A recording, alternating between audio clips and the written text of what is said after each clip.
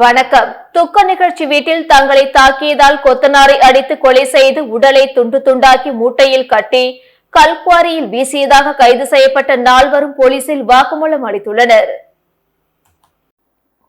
வானூர் அடுத்த திருவக்கரை பகுதியில் உள்ள அரசுக்கு சொந்தமான கல்குவாரி தண்ணீரில் கடந்த 23ஆம் தேதி தலை, கை, கால்கள் வெட்டப்பட்ட நிலையில் உடல் மட்டும் கண்டெடுக்கப்பட்டது. இது குறித்து வானூர் போலீசார் வழக்கு பதிவு செய்து கொலை செய்யப்பட்ட நபரின் மார்பில் கஸ்தூரி என்று பச்சை குத்தப்பட்டிருந்ததை வைத்தும் கொலையாளிகள் குறித்து விசாரித்து வந்தனர். தலை வெட்டப்பட்டதால் 3 தினங்களாக கொலை செய்யப்பட்டவரின் விவரம் கண்டுபிடிக்க முடியாமல் போலீசார் திணறினர். இதற்கிடையே கடந்த சில தினங்களுக்கு முன்பு தனது மகனை காணவில்லை என திருவெண்ணை நல்லூரை சேர்ந்த பெண் ஒருவர் கூறியுள்ளார். அதன் பேரில் தனிப்படை போலீசார் அப்பகுதிக்கு சென்று விசாரித்தனர்.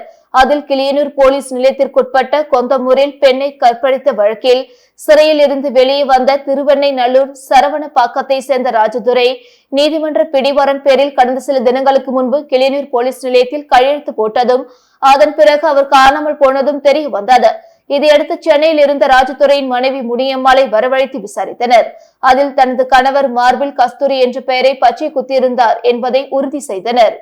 அதன் பிறகு ராஜதுரையின் மொபைல் போனிற்கு வந்த எண்களை வைத்து போலீசார் திருவெண்ணை நல்லூர் தாலுகாவை சேர்ந்த சிலரை பிடித்து விசாரித்தனர். அதில் திருவெண்ணை நல்லூர் அடுத்த கொத்தனூர் பகுதியை சேர்ந்த சிவா, சரவணப்பாக்கத்தை சேர்ந்த உதயா, கொத்தனூரை சேர்ந்த மோகன்ராஜ் மற்றும் தலைமறைவாக உள்ள சிலர் சேர்ந்து அவரை அடித்து கொலை செய்ததும் தெரிய வந்தது. மேலும் விசாரணையில் நீண்ட நாட்களாக சிவா, உதயா, மோகன்ராஜ், கொலை செய்யப்பட்ட ராஜதுரை உள்ளிட்டோர் நண்பர்களாக சுற்றி வந்துள்ளனர். இந்நிலையில் கற்பழிப்பு வழக்கில் ஜாமீனில் வெளியே வந்த ராஜதுரை கடந்த செப்டம்பர் 26ஆம் தேதி உறவினரின் துக்க நிகழ்ச்சிக்கு சொந்த ஊருக்கு வந்துள்ளார். அப்பொழுது சிவா, உதயா, மோகன்ராஜ் உள்ளிட்டோருக்கும் ராஜதுரைக்கும் தகராறு ஏற்பட்டுள்ளது. அதில் ஆத்திரமடைந்த ராஜதுரை அனைவரின் முன்னிலையில் அவர்களை தாக்கியுள்ளார். அதிலிருந்து அவர்கள் ராஜதுரை மீது ஆத்திரத்தில் இருந்து வந்துள்ளனர். அதனைத் தொடர்ந்து கடந்த 12ஆம் தேதி சிவா, உதயா உள்ளிட்ட சிலர் தடுத்தாட்கொண்டோர் ஏரிக்கரைக்கு ராஜதுரை சமரசம் பேசுவதற்கு வரவழைத்துள்ளனர். அங்கு அனைவரும் மது அறிந்து கொண்டிருக்கும் போது அவரை தடியால் தாக்கிவிட்டு அங்கிருந்து தப்பி ஓடியதும் மறுநாள் வந்து பார்த்தபோது அவர் இறந்திருப்பதும் தெரிய வந்தது. இதையடுத்து அவரது உடலை அதே பகுதியில் கரும்பு தோட்டத்தில் பதுக்கி வைத்துவிட்டு புதுச்சேரிக்கு சென்றுள்ளனர். அங்கு அவர்களின் நண்பரான புதுச்சேரி மாநிலம் களித்தீர்த்தால் குப்பம் பகுதியை சேர்ந்த கார்த்திக் என்பவரின் உதவியோடு மீண்டும் அழுகிய நிலையில் உடலை வெட்டி 2 பாலித்தீன் பைகளில் கட்டி திருவக்கரையில் உள்ள கல்குவாரியில் வீசிவிட்டு சென்றதாக அவர்கள் போலீசில் வாக்குமூலம் அளித்துள்ளனர். அதன் பேரில் போலீசார் சிவா, உதயா, மோகன்ராஜ், புதுச்சேரியை சேர்ந்த கார்த்திக் ஆகிய 4வரையும் கைது செய்தனர். மேலும் இந்த கொலை வழக்கில் தலைமறைவாக இருக்கும் சிலரை தேடி வருகின்றனர். கடல் சீற்றத்தால் தொடர்ந்து பாதிப்புக்கு உள்ளாகி வரும் நடுக்குப்பம் கிராம மக்கள் போராட்டம் நடத்த போவதாக அறிவித்துள்ளனர். விழுப்புரம் மாவட்டத்தில் 19 மீனவ கிராமங்கள் உள்ளது. கோட்டக்குப்பம் நகராட்சிக்குட்பட்ட பகுதிகளில் 4 மீனவ கிராமங்கள் உள்ளன. அதில் நடுக்குப்பம் பகுதியில் 330 குடும்பங்களில் 1500க்கும் மேற்பட்டவர்கள் வசித்து வருகின்றனர். அவர்கள் மீன்பிடி தொழிலுக்காக 250க்கும் மேற்பட்ட ஃபைபர் படகுகள் பயன்படுத்தி வருகின்றனர். அவர்கள் தங்கள் பகுதியில் தூண்டில் வளைவு அமைக்க கோரி கடந்த ஆண்டு டிசம்பர் மாதம் அப்பகுதி ஆண்கள், பெண்கள் என 100க்கும் மேற்பட்ட பொதுமக்கள் கிழக்கு கடற்கரை சாலையில் சாலை மறியலில் ஈடுபட்டனர். அப்பொழுது மழை வெள்ள பாதிப்புகளை பார்வையிட கோட்டக்குப்பம் பகுதிக்கு வருகை தந்த அமைச்சர் பொன்முடி பொதுமக்களிடம் 2 மாதத்தில் தூண்டில் வளைவு அமைத்து தரப்படும் என்று உறுதி அளித்திருந்ததாக கூறினர். இது குறித்து நடுக்குப்பம் மீனவ பஞ்சாயத்தார்கள் கூறுகையில் கடந்த 1 வாரமாக கடல் சீற்றத்தால் பாதிக்கப்பட்டுள்ளதாகவும் இதுவரை எந்த ஒரு அதிகாரியும் வந்து பார்க்கவில்லை என்றும் குற்றம் சாட்டுகின்றனர். கடல் சீற்றத்தால் பாதிக்கப்பட்ட மற்ற மீனவ கிராமங்களையும் கலந்து ஆலோசித்து கிழக்கு கடற்கரை சாலையில் சாலை மறியலில் ஈடுபட போவதாக தெரிவித்தனர். விழுப்புரம் மாவட்டம் கோட்டக்குப்பம் நகராட்சிக்கு எல்லைக்கு உட்பட்டது நடுக்குப்பம் மீனவ கிராமம். இந்த மீனவ கிராமம் மீனவர் தொழில் செய்வதில் நிறைய பாதிப்படைகிறது. அதனால் தூண்டில் வளைவு அமைத்து தர சொல்லி நாங்கள் அரசு அதிகாரிகளிடம் நிறைய கோரிக்கை வைத்திருக்கிறோம். இதுவரை மாவட்ட ஆட்சியரிடம் கோரிக்கை வைத்திருக்கோம். நம்ம காவல்துறைக்கு வச்சிருக்கோம், மீன்வளத்துறை இயக்குநருக்கு கோரிக்கை வச்சிருக்கோம். இது வரைக்கும் யாரும் இந்த புயல் காரணமாக யாரும் வந்து எங்கள் ஊரை இது வரைக்கும் வரல.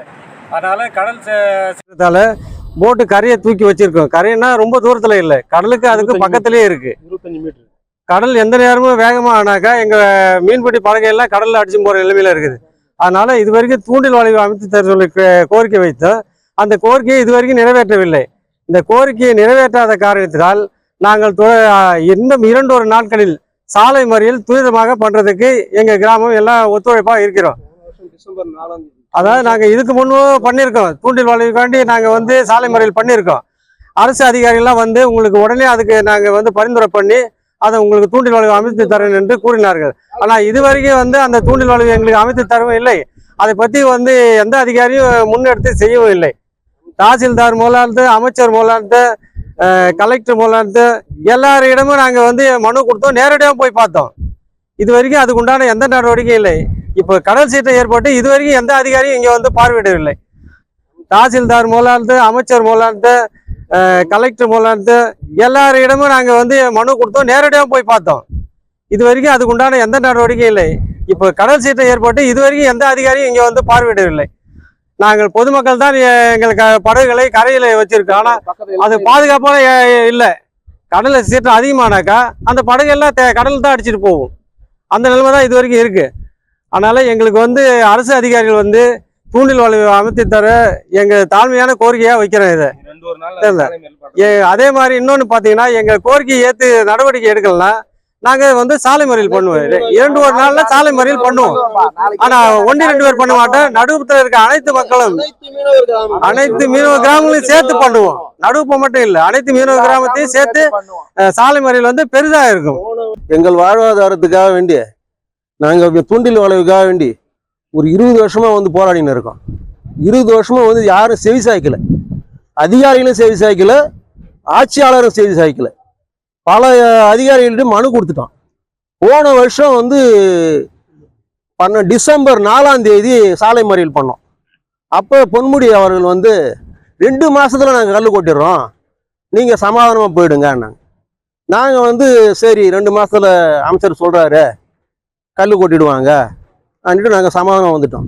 இது வரைக்கும் அதோட அடித்தளத்துக்கு உண்டான ஏற்பாடும் பண்ணலை, முயற்சியும் பண்ணலை. இதுக்கப்புறம் நான் என்ன செய்யுதுன்னா, அடுத்த விழுப்புரம் மாவட்டம் அத்தனை கிராமத்தையும் கூட்டி வரும் 2 நாள்ல சாலை மறியல் பண்ற மாதிரி இருக்கிறோம், பெரிய போராட்டம் பண்ற மாதிரி இருக்கிறோம். வங்கக்கடலில் உருவாகியுள்ள காற்றழுத்த தாழ்வு மண்டலம் தீவிரமடைந்த நிலையில் காரைக்கால் மாவட்டத்தில் பெய்து வரும் தொடர் மழை காரணமாக சுமார் 2000 ஏக்கர் விளைநிலங்கள் நீரில் மூழ்கியுள்ளதால் விவசாயிகள் வேதனை அடைந்துள்ளனர். புதுச்சேரி மாநிலம் காரைக்கால் மாவட்டத்தில் நேற்று காலை முதல் பரவலாக விட்டுவிட்டு கனமழை பெய்து வருகிறது. வங்கக்கடலில் உருவாகியுள்ள காற்றழுத்த தாழ்வு மண்டலம் தீவிரமடைந்து பெங்கல் புயலாக மாறவுள்ள நிலையில் டெல்டா மாவட்டங்கள், குறிப்பாக காரைக்கால் மாவட்டத்தில் பரவலாக விட்டுவிட்டு கனமழை பெய்து வருகிறது. இன்று காலை வரை சுமார் 9 சென்டிமீட்டர் மழை பெய்துள்ள நிலையில் மாவட்டத்தில் பல்வேறு பகுதிகளில் உள்ள குடியிருப்பு மற்றும் சுமார் 2000 ஏக்கர் விவசாய நிலங்கள் நீரில் மூழ்கியுள்ளன. காரைக்கால் அடுத்த தலத்தெரு மேற்கு பகுதியில் அமைந்துள்ள சுமார் 200 ஏக்கர் விளைநிலங்கள் மழைநீரில் மூழ்கியுள்ளது. விளைநிலங்கள் நடுவே செல்லும் விழுப்புரம் நாகை நெடுஞ்சாலை பணிகள் நடைபெற்று வருவதால் சாலையின் இருபுறமும் பாசன வாய்க்கால் மற்றும் வடிகால்கள் தூர்வாரப்படாமல் சீரமைக்காமல் உள்ளதால் மழைநீர் வடியாமல் பயிர்கள் மூழ்கி பாதிப்பு ஏற்பட்டுள்ளதாக விவசாயிகள் வேதனை தெரிவித்துள்ளனர். காரைக்கால் மாவட்டத்தில் தொடர்ச்சியா 3 நாள் மழை பெஞ்சதுங்க. பாத்தீங்கன்னா இன்னைக்கு பயிரெல்லாம் காரைக்கால் சுமார் 4800 ஹெக்டர் பரப்பளவு விவசாயம் பண்ணியிருக்கோம். சம்பா தாளடி தொடர் மழையினால பயிரெல்லாம் தண்ணியில இன்னைக்கு பயிரெல்லாம் முழு ஆரம்பிச்சுட்டு, முழு பயிரெல்லாம் அழுவ ஆரம்பிச்சுட்டு, விவசாயிகளுடைய வாழ்வாதாரம் போயிட்டு பெரும்பாலான விவசாயிகள் இந்த ஆண்டு பேங்க்ல தான் நகை கடனை வச்சு வட்டிக்கு பணம் வாங்கி தான் விவசாயம் பண்ணியிருக்காங்க. உடனடியாக இந்திய நாட்டுடைய பாரத பிரதமர் நரேந்திர மோடி நேரடியாக பார்வைக்கு எங்களுக்கு நிவாரணம் வழங்க மட்டும்தான் முடியும். மேலும் விவசாயிகளுடைய வாழ்வாதாரத்துக்கு நகை கடனை தள்ளுபடி பண்ணணும். விழுப்புரம் நாகை நெடுஞ்சாலையோடைய பணியை நடத்திட்டு இருக்கு.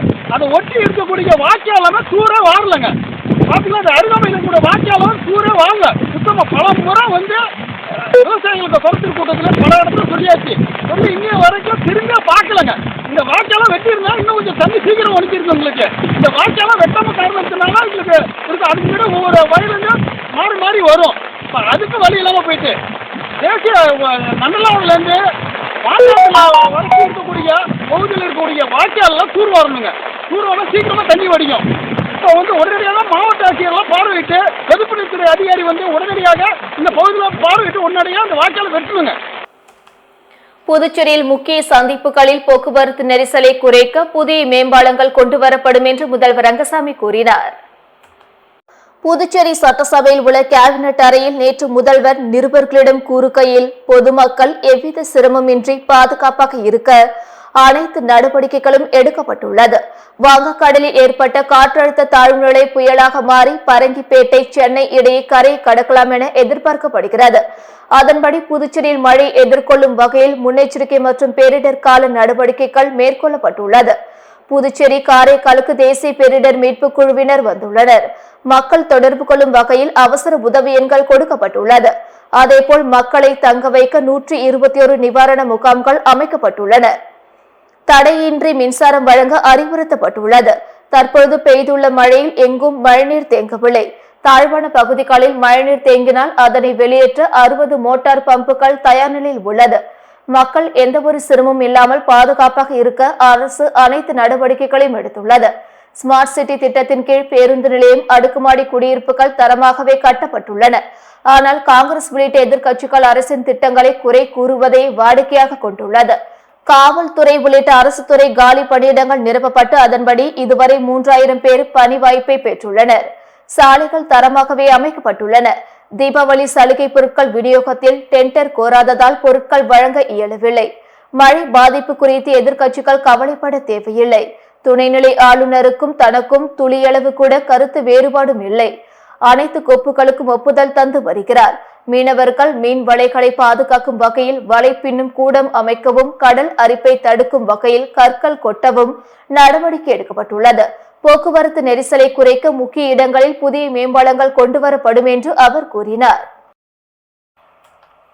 மணவெளி தொகுதிக்குட்பட்ட பல்வேறு பகுதிகளில் மழைநீரால் சேதமடைந்த இடங்களை சபாநாயகர் மற்றும் மாவட்ட ஆட்சியர் தலைமையில் ஆய்வு மேற்கொள்ளப்பட்டது. புதுச்சேரியில் கடந்த 2 நாட்களாக பெய்து வரும் கனமழையால் மணவெளி சட்டமன்ற தொகுதிக்குட்பட்ட நல்லவாடு, புதுக்குப்பம் ஆகிய மீனவ கிராமங்கள் மற்றும் தொகுதி முழுவதும் மழையினால் பாதிக்கப்பட்ட பகுதிகளை சபாநாயகர் ஏம்பலம் செல்வம், மாவட்ட ஆட்சியர் குளத்துங்கன் மற்றும் அரசு அதிகாரிகளுடன் நேரில் சென்று பார்வையிட்டார். மேலும் பாதிக்கப்பட்ட மக்களுக்கு ஆறுதல் கூறியதோடு அவர்களுக்கு தேவையான அத்தியாவசிய உதவிகளை வழங்கவும், பாதிக்கப்பட்ட பகுதிகளை உடனடியாக சீர் செய்யவும் அதிகாரிகளுக்கு உத்தரவிட்டார்.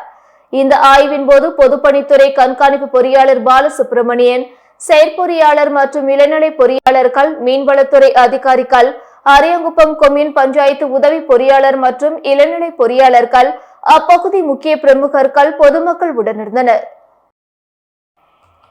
காரைக்காலில் புகழ்பெற்ற தாயிராப்பள்ளி வருடாந்திர கந்தூரி விழா ஜீனிலா குதிரை கொடியேற்றத்துடன் சிறப்பாக நடைபெற்றது.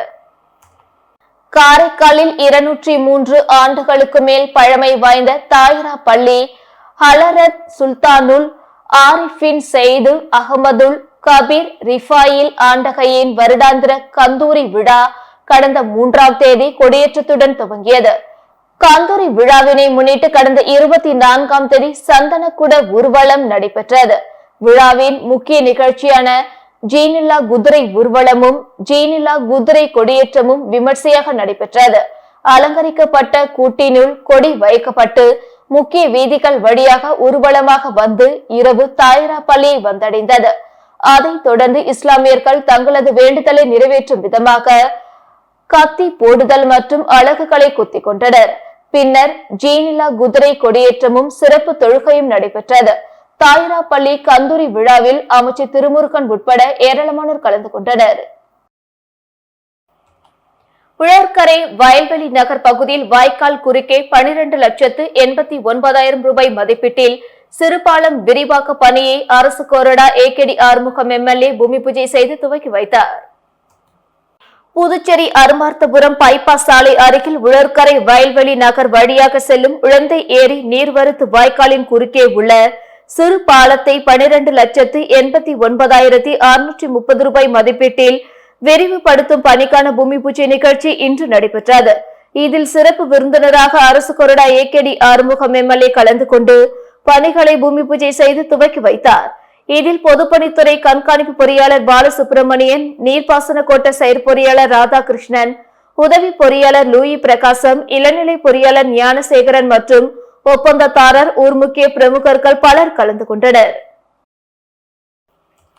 புதுச்சேரியில் நேற்று மாலை வரை 7.5 சென்டிமீட்டர் மழை பதிவானது. மேலும் துறைமுகத்தில் 3ஆம் எண் புயல் எச்சரிக்கை கூண்டு ஏற்றப்பட்டுள்ளது. வங்க கடலில் உருவாகியுள்ள குறைந்த காற்றழுத்த தாழ்வு மண்டலம் புயலாக மாறும் என வானிலை மையம் தெரிவித்ததால் கடந்த 2 நாட்களாக புதுச்சேரியில் மிதமான மழை பெய்து வருகிறது. மழை காரணமாக நேற்று பள்ளி கல்லூரிகளுக்கு அரசு விடுமுறை அளித்தது. மீனவர்கள் மறு அறிவிப்பு வரும் வரை கடலுக்கு செல்ல வேண்டாம் என மீன்வளத்துறை எச்சரிக்கை விடுத்துள்ளது. நேற்று காலை 10 மணி வரை மட்டுமே லேசான மழை இருந்தது. அதன் பிறகு வானம் மேகமூட்டத்துடன் காணப்பட்டது. நேற்று முன்தினம் காலை 8:30 மணி முதல் நேற்று காலை 8:30 மணி வரை 7.2 சென்டிமீட்டர் மழை பதிவானது. காலை 8:30 மணி முதல் மாலை 5:30 மணி வரை 3.6 மில்லிமீட்டர் மழை பதிவானது.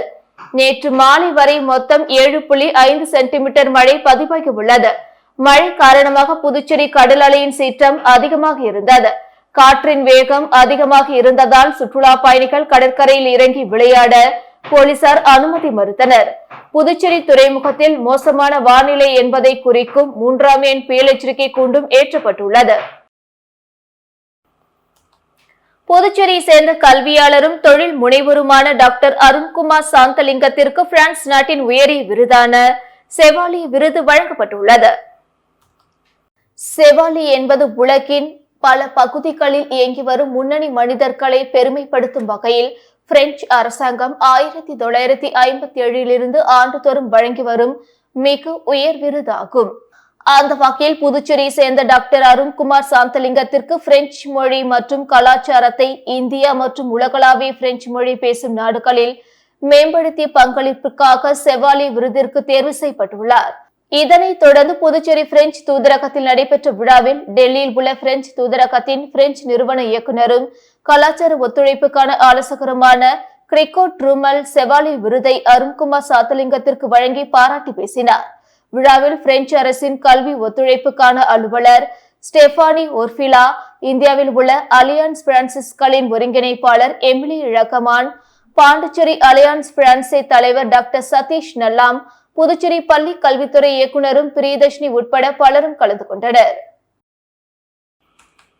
காரைக்கால் அருகே தனியார் தங்கும் விடுதி அறையில் பள்ளி மற்றும் கல்லூரி மாணவர்களுக்கு கஞ்சா விற்பனையில் ஈடுபட்ட 8 இளைஞர்களை போலீசார் கைது செய்து சிறையில் அடைத்தனர். காரைக்கால் அடுத்த நிரவி மெயின் ரோட்டில் உள்ள தனியார் தங்கும் விடுதியில் இளைஞர்கள் சிலர் கஞ்சா விற்பனை செய்வதாக நிரவி காவல் நிலைய போலீசாருக்கு ரகசிய தகவல் வந்தது. இதனையடுத்து போலீசார் அந்த ஹோட்டலில் சோதனை செய்தபோது ஒரே அறையில் 8 இளைஞர்கள் கஞ்சா போதையில் கஞ்சா விற்பனை செய்து வந்தது தெரிய வந்தது. இதனையடுத்து அவர்களை பிடித்து சோதனை செய்தபோது பள்ளி மற்றும் கல்லூரி மாணவர்களுக்கு விற்பதற்காக கஞ்சா பொட்டலங்களை எடை பார்க்கும் கருவி மூலம் தயார் செய்து வந்தது கண்டுபிடிக்கப்பட்டது. தொடர் விசாரணையில் காரைக்காலை சேர்ந்த கிருத்திக் ரோஷன், கிருஷ்ணகுமார், ஆதில், ரஃபீக், சாகுல் அகமது, ஹாரூன் இஸ்மாயில், அந்தோனி, ஷகில் ஆகியோர் என்பது தெரிய வந்தது. தொடர்ந்து அவர்களை சோதனை செய்ததில் 8 நபரிடம் பல்வேறு எடை கிராம்களை கொண்ட ரூபாய் 30,000 மதிப்பிலான பாலத்தின் பைகளில் சுமார் 260 கிராம் கஞ்சா பொட்டலங்கள் இருப்பது கண்டுபிடிக்கப்பட்டது. தொடர்ந்து 8 பேரையும் கைது செய்து கஞ்சா பொட்டலங்கள், 7 செல்போன்கள், 4 விலை உயர்ந்த இருசக்கர வாகனங்கள், கஞ்சா விற்பனைக்காக பயன்படுத்தப்பட்ட எடை பார்க்கும் கருவி மற்றும் ரூபாய் 7,500 பணம் பறிமுதல் செய்யப்பட்டு காரைக்கால் நீதிமன்றத்தில் ஆஜர்படுத்தப்பட்டு சிறையில் அடைக்கப்பட்டனர். புதுவை மத்திய பல்கலைக்கழக தொழில்நுட்பத்துறை சார்பில் வடிவமைக்கப்பட்ட மின்முனை பொருட்களான லித்தியம், காற்று பேட்டரிகள் மற்றும் ஹைபிரிட் ஆற்றல் சேமிப்பு சாதனத்துக்கு 3 காப்புரிமைகளை மத்திய கட்டுப்பாட்டாளர் பிரிவு வழங்கியுள்ளது. இதுகுறித்து பல்கலைக்கழகம் வெளியிட்டுள்ள செய்திக்குறிப்பில், புதுவை பல்கலைக்கழகத்தின் பசுமை ஆற்றல் தொழில்நுட்பத்துறை பேராசிரியர் ஏழுமலையின் நிலையான மின்முனை பொருட்கள் மற்றும் லித்தியன், அயன், காற்று பேட்டரிகள் மற்றும் ஹைபிரிட் ஆற்றல் சேமிப்பு பயன்பாட்டிற்கான வடிவமைப்பு, உருவாக்கம் ஆகியவற்றுக்காக 3 காப்புரிமைகளை மத்திய அரசின் காப்புரிமை கட்டுப்பாட்டாளர் வழங்கியுள்ளார். காப்புரிமையானது புதுவை பல்கலைக்கழகம் மற்றும் மத்திய மின் ஆராய்ச்சி நிறுவனத்துக்கு கூட்டாக வழங்கப்பட்டது. காப்புரிமை பெற்று பல்கலைக்கழகத்துக்கு பெருமை சேர்த்த பேராசிரியர் ஏழுமலை மற்றும் ஆராய்ச்சி மாணவர்களுக்கு புதுவை பல்கலைக்கழக துணைவேந்தர் தரணிக்கரசு வாழ்த்து தெரிவித்தார். அதிக வட்டி கிடைப்பதாக நம்பி பொதுமக்கள் ஏமாற வேண்டாம் என வில்லியனூர் காவல்நிலைய ஆய்வாளர் ஆறுமுகம் விழிப்புணர்வு பேட்டி அளித்துள்ளார்.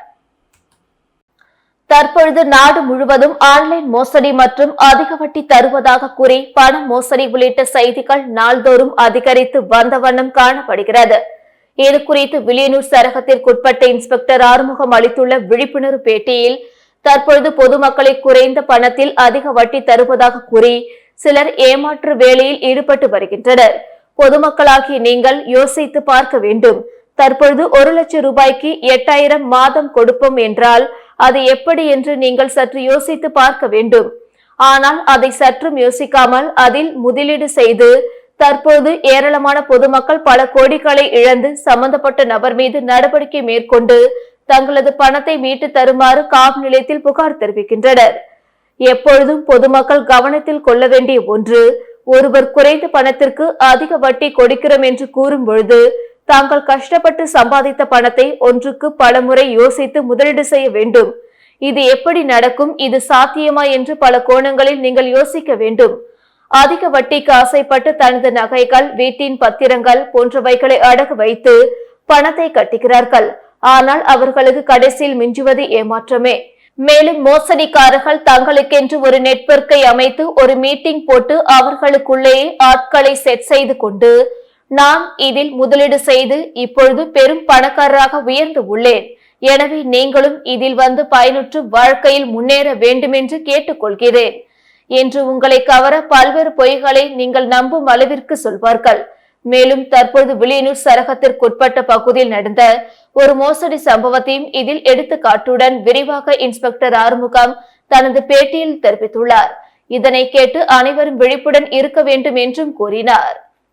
இன்ஸ்பெக்டர் வில்லியனூர் இன்ஸ்பெக்டர் பேசுகிறேன். பாண்டிச்சேரி வந்து பொதுமக்களுக்கு ஒரு விழிப்புணர்ச்சி. நிறைய பேர் வந்து அந்த வட்டிக்கு ஆசைப்பட்டு நிறைய பேர் பணம் வந்து முதலீடு பண்ணுறாங்க, அதில் ஏமாந்துடுறாங்க. அதோடைய தொடர்ச்சி தான் நான் சொல்கிறேன். என்னுடைய லிமிட்டில் ஒரு இஷ்யூ நடந்தது. பப்ளிக் ஒருத்தர் திடீர்னு வளர்ச்சி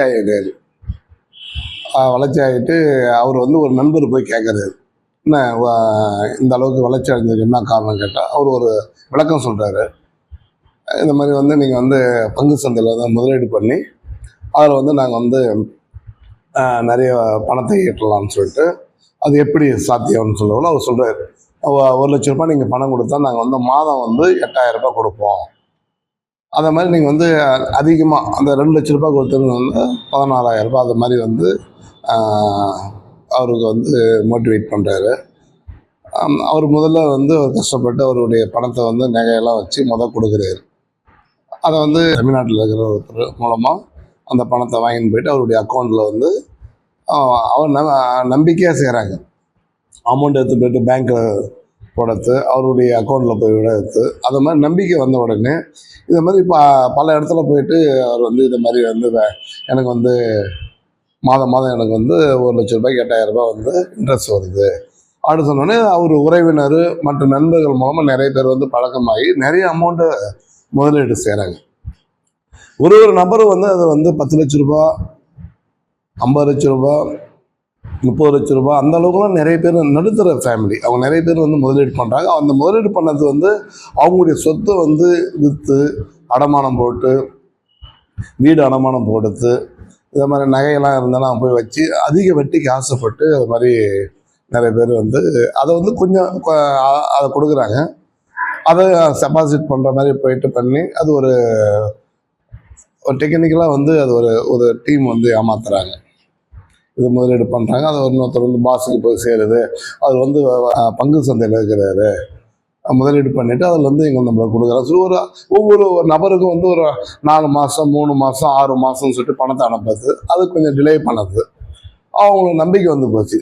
சில டைமில் என்ன செய்கிறாங்கன்னா அந்த அமௌண்ட்டை வந்து வட்டியே வந்து நாங்கள் வந்து ஒரு சிட் ஃபண்டு ஆரம்பிக்கிறோம், அதில் வந்து நீங்கள் வந்து அதில் முதலீடு பண்ணுங்க, மாதம் வந்து நீங்கள் போகிற அமௌண்ட்டு நாங்கள் வந்து அந்த உங்களுக்கு வந்து வட்டியிலேருந்து நாங்கள் எடுத்துக்குவோம், இந்த சிட் ஃபண்ட் எடுத்துக்கிட்டு அந்த அமௌண்ட் எடுத்துக்கிட்டு நாங்கள் வந்து அந்த முடிவுக்குள்ளே அந்த மொத்த அமௌண்ட்டில் வந்து அசலில் வந்து சேர்த்துருவோம். ஒரு நபர் வந்து 1 லட்ச ரூபாய் போட்டால் அவருடைய இன்ட்ரெஸ்ட் அந்த 8000 ரூபாய் வந்து மாதம் அந்த சிட் ஃபண்டில் போட்டாங்கன்னா ஒரு 20 மாதம் கழிச்சுட்டு அது வந்து 3 லட்ச ரூபாய் அவருடைய அசலில் வந்து ஆட் ஆகிடும். இது மாதிரிலாம் சில டெக்னிக்கெல்லாம் சொல்லி அவங்கள மோட்டிவேட் பண்ணி நிறைய பேர் வந்து பணம் வந்து முதலீடு பண்ணிக்கிறாங்க. அது குறிப்பாக நடுத்தர மக்கள் தான். நடுத்தர மக்கள் அது இல்லாமல் அவங்கள மோட்டிவேட் பண்ணுறாங்கன்னா சில அவங்கள தேடி போயிட்டு அவங்க உட்கார வச்சு நம்பத்தகமான பேசுறது, அதுக்கான உதாரணம் சொல்லுறது, ஹோட்டலில் தங்க வச்சுட்டு அவங்க நாங்கள்லாம் இந்த அளவுக்கு முன்னுக்கு வந்துட்டாங்க, எங்கிட்ட இவ்வளோ பேர்லாம் வந்துட்டாங்க போயிட்டாங்க வந்துட்டு அவங்களுக்கு உணவு சாப்பாடுலாம் கொடுத்து அவங்கள வந்து ஏதோ ஒரு விதத்தில் கவர் பண்ணுற மாதிரி செஞ்சு அவனை வந்து அதை மாதிரி மோட்டிவேட் பண்ணி அது மாதிரி நிறைய பேர் முதலீடு வந்து நம்ம என்னுடைய பகுதியில் நிறைய பேர் இழந்துக்கிறாங்க. தயவுசெய்து பொதுமக்கள் ஆகிக்கிறவங்க அதிக வட்டிக்கு ஆசைப்படாதீங்க. அதை எப்படி தர முடியும் கொஞ்சம் யோசனை பண்ணுங்க. அந்த விழிப்புணர்ச்சி நிச்சயமாக இருக்கணும். அது வந்து 1 லட்ச ரூபாய்க்கு வந்து ஒரு 8 பைசா வந்து எப்படி தர முடியும்? அது சாத்தியமா? அது நம்ம கவர்மெண்ட் வந்து இவ்வளோ கம்மியான முறையில் வந்து இன்ட்ரெஸ்ட் கொடுக்குறாங்க, பாதுகாப்பான முறையில் வந்து இருக்கிறாங்க. அதனால் அதை தான் நம்ம பயன்படுத்தி தவிர அதிக வட்டிக்கு ஆசைப்பட்டு நம்ம வந்து இதனால் போதும் நிறைய பேர் இப்போ என்கிட்ட வந்து நிறைய புகார் கொடுத்து இப்போ வந்து நாங்கள் வந்து விசாரணையில் இருக்குது கேஸு. அவங்களோட ஹிஸ்ட்ரி கேட்டால் ரொம்ப தற்கொலைக்கெல்லாம் போய்க்கிறாங்க. நிறைய பேர் தற்கொலைக்கு போய்க்கிறாங்க. நிறைய பிரச்சனைகள், அதெல்லாம் அந்த குடும்பத்தில் நிம்மதி இல்லை. அதுமாதிரி தயவுசெய்து பொதுமக்களை நீங்கள் அதிக வட்டிக்கு ஆசைப்பட்டு விசாரிக்காமல் தன்னுடைய பணத்தை முதலீடு பண்ணாதீங்க. யார் என்னன்னு விசாரிங்க. அதை விசாரித்து தன்னுடைய பணத்தை முதலீடு பண்ணுங்கள். குறுக்கு வழியில் நம்ம சம்பாதிக்கணும், அந்த அதிக வட்டி மூலமாக சம்பாதிக்கணும்னா கொஞ்சம் ஆபத்து தான். இந்த விசாரணையில் எங்களுக்கு தெரியுது. நிறைய பேர் வந்து அந்த பணம் கொடுக்க முடியல, அவங்களால கொடுக்க முடியல. அவங்க சம்மந்தப்பட்டவங்க யாருன்னா அப்காண்டி போயிடுவாங்க, மறைஞ்சிடுவாங்க. இது கேஸ் வந்து சீட்டிங் கேஸ். சட்டத்தை பிரகாரம் நம்ம வந்து அதை தான் முடியும். அதனால் வந்து நிறைய பிரச்சனைகள் இருக்குது. அதனால நிறைய பிரச்சனைகள் இருக்குது. தயவுசெய்து பொதுமக்கள் ரொம்ப கவனமாக இருங்க. நன்றி, வணக்கம். புதுச்சேரியில் உள்ளாட்சி ஓய்வூதியதாரர்களுக்கு அகவிலைப்படி உயர்த்தப்பட்டுள்ளது. மத்திய அரசு ஊழியர்கள் அனைவருக்கும் 3% அகவிலைப்படியை உயர்த்தியது. அதனை பின்பற்றி புதுவை அரசும் அனைத்து துறை ஊழியர்களுக்கு 3% அகவிலைப்படி உயர்த்தி வழங்க முடிவு செய்தது. இதற்கான நிதியை நிதித்துறை ஒதுக்கியுள்ளது. இந்நிலையில் உள்ளாட்சி துறையில் ஓய்வூதியம் பெறுபவர்களுக்கு 3% அகவிலைப்படியை உயர்த்தி 50%இலிருந்து 53% வழங்க உத்தரவிடப்பட்டுள்ளது. இதனை கடந்த ஜூலை 1ஆம் தேதி முதல் முன் தேதியிட்டு வழங்கப்படும். இந்த அகவிலைப்படி உயர்வு சுப்பராய பிள்ளை அறக்கட்டளையில் பணியாற்றும் ஊழியர்களுக்கும் பொருந்தும் என தெரிவிக்கப்பட்டுள்ளது. இதற்கான உத்தரவை அரசு சார்பு செயலர் ரத்னா வெளியிட்டுள்ளார். வங்கக்கடலில் உருவாகியுள்ள காற்றழுத்த தாழ்மண்டலம் தீவிரமடைந்து வரும் நிலையில் காரைக்கால் மாவட்டத்தில் இன்று காலை முதல் விட்டுவிட்டு கனமழை பெய்து வருகிறது. காரைக்கால் மாவட்டத்தில் வங்கக்கடலில் உருவாகியுள்ள காற்றழுத்த தாழ்மண்டலம் தீவிரமடைந்து வரும் நிலையில் இன்று காலை முதல் மாவட்டம் முழுவதும் பரவலாக விட்டுவிட்டு கனமழை பெய்து வருகிறது. நேற்று காலை முதல் இன்று காலை வரை காரைக்கால் மாவட்டத்தில் சுமார் 9 சென்டிமீட்டர் அளவு மழை பெய்துள்ளது. மேலும் காரைக்கால் மாவட்ட கடலோர மீனவ கிராம பகுதியில் கடல் அலை சீற்றமாக காணப்படுகிறது. கடல் சீற்றம் காரணமாக காரைக்கால் மாவட்ட 11 கிராம மீனவர்கள் கடலுக்கு மீன்பிடிக்க செல்லவில்லை. 300க்கும் மேற்பட்ட விசை படகுகள் மற்றும் 500க்கும் மேற்பட்ட ஃபைபர் படகுகள் துறைமுகத்தில் நிறுத்தி வைக்கப்பட்டுள்ளது. புதுச்சேரியில் ஒரே நாளில் 12 பேரிடம் ரூபாய் 3.18 லட்சம் ஏமாற்றிய மோசடிக்காரர்களை சைபர் கிரைம் போலீசார் தேடி வருகின்றனர். புதுச்சேரியில் இளைஞர் ஒருவரிடம் அவரது கிரெடிட் கார்டிற்கு 90,000 பரிசு விழுந்ததாக கூறி குறிப்பிட்ட சில தகவல்களை மர்ம நபர்கள் கேட்டனர். அதை நம்பி தகவல்களை அனுப்பியவுடன் அவருடைய அக்கவுண்டில் இருந்து 9,999 ரூபாய் எடுக்கப்பட்டது. ஒரு நபரிடம் ஸ்கிராட்ச் கார்டில் 10,000 பரிசு விழுந்ததாக மர்ம நபர்கள் கூறினர். அதை பெற 499 செலுத்தி அவர் ஏமாந்தார். அதே போல இணைய வழியில் டாஸ்க் முடித்தால் அதிக பணம் தருவதாக மோசடிக்காரர்கள் தெரிவித்தனர். இதை நம்பி 3 பேர் முறையே 59,000, 25,000, 3,500 ரூபாயை பறிகொடுத்தனர். பிரபல பைனான்ஸ் நிறுவனத்தில் குறைந்த வட்டிக்கு லோன் வாங்கி தருகிறோம் என 3 பேரிடம் 28,000, 6,000 மற்றும் 2,500 ரூபாயை மர்ம நபர்கள் ஏமாற்றினர். தனியார் வங்கியிலிருந்து அனுப்புவது போல இளைஞர் ஒருவருக்கு மர்ம நபர்கள் ஒரு லிங்கை அனுப்பினர். அதில் சில விவரங்களை பதிவிட சொன்னதை அடுத்து அவரும் நம்பி அதில் பதிவிட்டார். அதற்கு பிறகு அவருடைய வங்கி கணக்கில் இருந்து 23,000 ரூபாய் எடுக்கப்பட்டது. பாதிக்கப்பட்டவர்கள் புகார் அளித்ததை தொடர்ந்து சைபர் கிரைம் போலீசார் விசாரணை நடத்தி வருகின்றனர். புதுச்சேரியில் கஞ்சா விற்பனையில் ஈடுபட்ட 3 இளைஞர்களை கைது செய்த போலீசார் அவர்களிடமிருந்து ரூபாய் 50,000 மதிப்புள்ள கஞ்சாவை பறிமுதல் செய்தனர். புதுச்சேரி கோரிமேடு காவல் நிலைய எல்லைக்குட்பட்ட தட்டாஞ்சாவடி மார்க்கெட் கமிட்டி அருகே இளைஞர்கள் சிலர் சிறுவர்களுக்கு கஞ்சா விற்பனை செய்து வருவதாக போலீசாருக்கு ரகசிய தகவல் கிடைத்தது. தகவல் அறிந்த சப் இன்ஸ்பெக்டர் ரமேஷ் தலைமையிலான போலீசார் சம்பவ இடத்துக்கு சென்றனர். அப்பொழுது இளைஞர்கள் போலீசாரை பார்த்ததுடன் தப்பி செல்ல முயன்றனர். அவர்களை போலீசார் மடக்கி பிடித்து சோதனை செய்தனர்.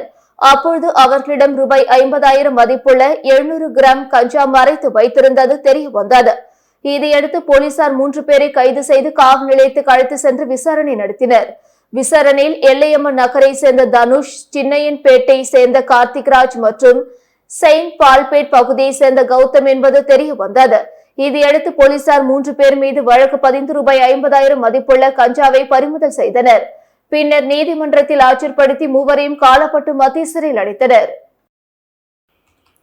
அரியங்குப்பம் சட்டமன்ற உறுப்பினர் அலுவலகத்தில் அவசர கால நடவடிக்கைகள் குறித்து சட்டமன்ற உறுப்பினர் பாஸ்கர் தலைமையில் அனைத்து துறை அதிகாரிகள் உடனான ஆலோசனை கூட்டம் நடைபெற்றது. புதுச்சேரியில் கடந்த சில நாட்களாக கனமழை பெய்தது. மழை ஓய்ந்த நிலையில் தற்போது தெற்கு வங்கக்கடலில் குறைந்த காற்றழுத்த தாழ்வு நிலை உருவாகி அது பெங்கல் புயலாக வலுப்பெற உள்ளதாக வானிலை ஆய்வு மையம் தெரிவித்துள்ளது. இந்த நிலையில் அதன் முன்னெச்சரிக்கை நடவடிக்கைகளை மேற்கொள்ள புதுச்சேரியில் முதல்வர், அமைச்சர்கள், சட்டமன்ற மற்றும் நியமன சட்டமன்ற உறுப்பினர்கள் என அனைத்து தொகுதிகளிலும் அனைத்து துறைகளை சார்ந்த அதிகாரிகளை அழைத்து முன்னெச்சரிக்கை நடவடிக்கைகள் மேற்கொள்ள ஆலோசனை கூட்டங்கள் நடத்த வேண்டும் என்று துணைநிலை ஆளுநர் கைலாஷ்நாதன் உத்தரவிட்டார். அதனைத் தொடர்ந்து நேற்று அரியங்குப்பம் தொகுதியில் சட்டமன்ற உறுப்பினர் பாஸ்கர் என்ற தட்சிணாமூர்த்தி தலைமையில் ஆலோசனை கூட்டம் நடைபெற்றது. இதில் வருவாய்த்துறை தாசில்தார் பிரித்திவ், தேங்காய்திட்டு, முருங்கப்பாக்கம், அரியங்குப்பம் ஆகிய பகுதிகளை சேர்ந்த ஆர்ஐ தன்ராஜ், VAO மதன், சுந்தர், மின்துறை உதவி பொறியாளர்கள் சக்திவேல், ஜில்பர்ட் ஜேம்ஸ், இளநிலை பொறியாளர்கள் லூர்தராஜ், ரமேஷ், பொதுப்பணித்துறை குடிநீர் பிரிவு இளநிலை பொறியாளர்கள் அரியங்குப்பம் கோபாலகிருஷ்ணன், முதலியார்பேட்டை கோபாலகிருஷ்ணன், புதுச்சேரி நகராட்சி செயற்பொறியாளர் சிவபாலன், உதவி பொறியாளர் வெங்கடாச்சலபதி, இளநிலை பொறியாளர் ஞானசேகரன், அரியங்குப்பம் கொம்யூன் பஞ்சாயத்து ஆணையர் ரமேஷ், உதவி பொறியாளர் சுரேஷ், இளநிலை பொறியாளர் நாகராஜன், பொதுப்பணித்துறை தெற்கு பிரிவு உதவி பொறியாளர் கோபி, இளநிலை பொறியாளர் நடராஜன், முருங்கப்பாக்கம் ஆரம்ப சுகாதார நிலைய மருத்துவர் மேனகா, மீன்வளத்துறை துணை இயக்குனர் மீரா சாகிப், ஆய்வாளர் சைமன் லியோ ஆகியோர் கலந்து கொண்டனர். இதில் வரவிருக்கும் பெங்கல் புயலை எப்படி சமாளிப்பது, இதன் பாதிப்பிலிருந்து எப்படி காத்துக் கொள்வது, மரம் விழுந்தால் சரி செய்து அப்புறப்படுத்துவது, மின்சாரம் தடைப்பட்டால் உடனடியாக வழங்குவது, மருந்து, மாத்திரைகள், ஆம்புலன்ஸ் வசதி உடனடி உதவிக்கு தயார் நிலையில் வைத்திருப்பது, மழைநீர் தேங்கி நின்றால் பொக்லைன் இயந்திரம் மூலம் தூர்வாரி வெளியேற்றுவது, பொதுமக்களுக்கு தடையில்லாமல் உணவு அளிப்பது உள்ளிட்ட பல்வேறு ஆலோசனைகள் மேற்கொள்ளப்பட்டது. மேலும் இந்த கூட்டத்தில் புதிய திட்டங்கள் மற்றும் நடைமுறைகள் ஏதேனும் இருந்தால் அதனை வாட்ஸ்அப் குழுக்களில் பதிவு செய்யுங்கள். மழைக்காலங்கள் மட்டுமின்றி அனைத்து நாட்களிலும் மரம் வெட்டவோ, நீரை வெளியேற்றவோ அல்லது வேறு ஏதேனும் உதவிகள் செய்ய அரசு அதிகாரிகளுக்கு ஆட்கள் தேவைப்பட்டாலோ என்னை தொடர்பு கொள்ளவும். அதனை தொகுதி மக்களுக்காக நான் உடனடியாக செய்து கொடுக்கிறேன் என உறுதியளித்தார். புதுவை மாநிலத்தில் 3 IAS அதிகாரிகளுக்கு கூடுதல் துறைகள் தற்காலிகமாக ஒதுக்கி அறிவிக்கப்பட்டுள்ளன. புதுவை மாநில அரசு சார்பு செயலர் ஜெய்சங்கர் வெளியிட்டுள்ள உத்தரவில் புதுவை மாநிலத்தில் தற்பொழுது முதன்மை தேர்தல் அதிகாரி மற்றும் கல்வித்துறை செயலராக உள்ள ஜவஹருக்கு நிதி மற்றும் தொழிலாளர் துறை ஒதுக்கப்பட்டுள்ளது. மாநில போக்குவரத்து துறை செயலராக உள்ள முத்தம்மாவுக்கு கூடுதலாக சுகாதார மற்றும் குடும்ப நலம், கலால் மற்றும் துறைமுக துறைகள் அளிக்கப்பட்டுள்ளன. புதுச்சேரி மாவட்ட ஆட்சியராக உள்ள குலந்துங்கனுக்கு வருவாய் மற்றும் மறுசீரமைப்பு துறைகள் கூடுதலாக அளிக்கப்பட்டுள்ளன. புதுவை மாநில நிதித்துறை செயலர் ஆஷிஷ் மாதவ்ராவ் மோரே உடல்நலம் பாதிக்கப்பட்டு சிகிச்சைக்காக சென்றதாக கூறப்படும் நிலையில் அவரது துறைகள் உள்ளிட்டவை கூடுதல் தற்காலிக பொறுப்புகளாக 3 அதிகாரிகளுக்கு வழங்கப்பட்டிருப்பது குறிப்பிடத்தக்கது. புதுவையில் நூதன முறையில் 7 பேரிடம் ரூபாய் 1.63 லட்சத்தை மோசடி செய்த கும்பலை சைபர் கிரைம் போலீசார் தேடி வருகின்றனர். புதுச்சேரி காமாட்சி அம்மன் கோவில் வீதியை சேர்ந்தவர் விஷால் வர்மா. இவரை மர்ம நபர் தொடர்பு கொண்டு வீட்டில் இருந்தபடி அதிக பணம் சம்பாதிக்கலாம் என கூறியுள்ளார். இதனை நம்பி விஷால் வர்மா 25,000 முதலீடு செய்து அவருக்கு கொடுக்கப்பட்ட பணிகளை முடித்துள்ளார். பின்னர் அவர் சம்பாதித்த பணத்தை எடுக்க முயன்றபோது எடுக்க முடியவில்லை. அதன் பிறகு அவர் மோசடி கும்பலிடம் ஏமாந்தது தெரிய வந்தது. இதேபோல் முதலியார்பேட்டையை சேர்ந்த அலெக்ஸ் என்பவர் 59,000 பணத்தை மோசடி கும்பலிடம் ஏமாந்துள்ளார். தொடர்ந்து முதலியார்பேட்டையை சேர்ந்த விமல்ராஜை மர்ம நபர் தொடர்பு கொண்டு உங்களுடைய கிரெடிட் கார்டிற்கு ரிவார்டு கிடைத்துள்ளது, நாங்கள் கேட்கின்ற தகவலை கொடுத்தால் அந்த பணத்தை உங்களுக்கு அனுப்புகிறோம் என்று கூறி $9,999 மோசடி செய்து எடுத்துக் கொண்டனர். தனியார் பைனான்ஸ் நிறுவனத்தில் குறைந்த வட்டிக்கு லோன் வாங்கி தருவதாக கூறி 3 பேரிடம் செயலாக்க கட்டணம் கட்ட வேண்டும் என கூறி ரூபாய் 46,500 மோசடி நடந்துள்ளது. இதேபோல் லாஸ்பேட்டை சேர்ந்த அன்பு என்பவரை மர்ம நபர் வாட்ஸ்அப் மூலம் வங்கியில் இருந்து தகவல் அனுப்புவது போல் ஒரு லிங்கை அனுப்பியுள்ளார். இதனை நம்பி அன்பு அனைத்து விவரங்களை பதிவு செய்துள்ளார். பின்னர் சிறிது நேரத்தில் அவரது வங்கிக் கணக்கில் இருந்த 23,000 மோசடி கும்பல் எடுத்துள்ளனர். மொத்தம் 7 பேரிடம் ரூபாய் 1.63 லட்சத்தை மோசடி கும்பல் பறித்துள்ளனர். இது குறித்து பாதிக்கப்பட்டவர்கள் தனித்தனியாக புதுச்சேரி சைபர் கிரைம் காவல் நிலையத்தில் புகார் அளித்துள்ளனர். அதன் பேரில் போலீசார் வழக்கு பதிந்து விசாரணை நடத்தி வருகின்றனர். இத்துடன் செய்திகள் நிறைவடைந்தன. வணக்கம்.